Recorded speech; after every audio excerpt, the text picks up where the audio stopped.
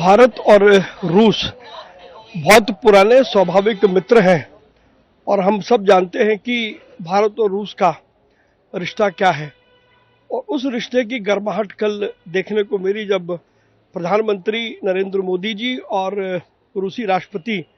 Putin जी जब एक साथ दिखाई दिए, तो इससे साफ जाहिर होता है कि आने वाले समय में भारत और रशिया के बीच में न केवल व्यापारिक संबंध मजबूत होंगे बल्कि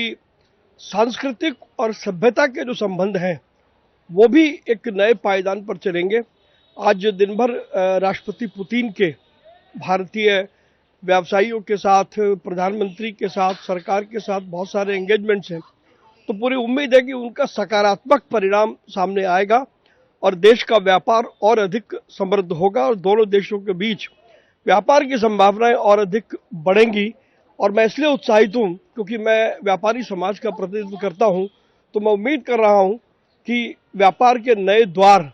खुलने वाले हैं। पहली बात तो यह है कि कोई भी विदेशी मेहमान यदि आते हैं तो उनका क्या कार्यक्रम है ये वो तय करते हैं, वो लोकल सरकार तय नहीं करती। दूसरा, कांग्रेस कम से कम परंपराओं और मर्यादा की बात तो ना ही कहे तो ठीक है। इतने मौके हैं जिनको इतिहास में गिनाया जा सकता है जब कांग्रेस ने और कांग्रेस के नेताओं ने परंपराओं को, मर्यादाओं को तार-तार किया है, तो उनके मुंह से मर्यादा और परंपरा की बात शोभा नहीं देती। ये चुनाव आयोग का निर्णय है कि चुनाव आयोग कहां पर एसआईआर करता है, लेकिन ये तय है कि देश के सभी राज्यों में एसआईआर होगा। प्रथम चरण में 12 राज्यों में एसआईआर हो रहा है,